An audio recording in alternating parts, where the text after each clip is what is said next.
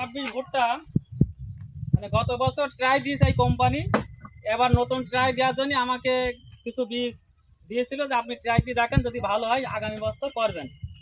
ইনশাল্লাহ আমরা সেই কথা মতো দেখি করেছি। ইনশাল্লাহ দেখা দৃষ্টি মানে যেভাবেই জমিটা মাপি ইনশাল্লাহ মনে হয় 60 মনের নিচে আসবেন, মনে হয় সর্বনিম্ন 60 মন একটা ফলনটা আসতে পারে।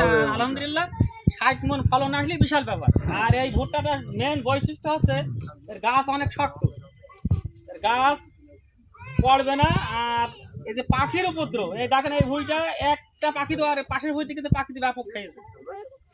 এটাও এই কোম্পানির বীজ মেজর ওইটা, কিন্তু ওইটা মাথা পাখিতে খেয়েছে। আর মেন বৈশিষ্ট্য হচ্ছে আমার দেখা মানে আমি এই 25 বছর ভুট্টা চাষের অভিজ্ঞতায় দেখছি এই ভুট্টার সাদা অংশ খুব কম, এই কারণে আমার মানে শুকালি খুব সতেজ কম হয়।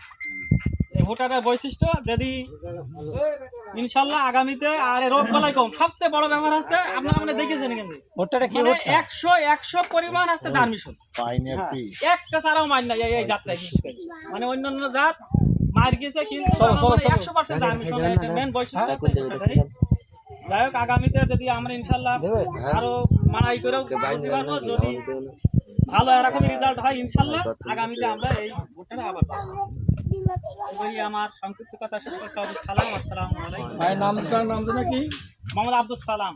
আব্দুল সালাম, গ্রাম যাদবপুর, জীবননগর, চুয়াডাঙ্গা। এনার জমিতে এটা করছে ইনশাল্লাহ ভালো। তো সামনে এটা তো আরো বেশি হবে নাকি? ঠিক আছে, ধন্যবাদ, আসসালামু আলাইকুম।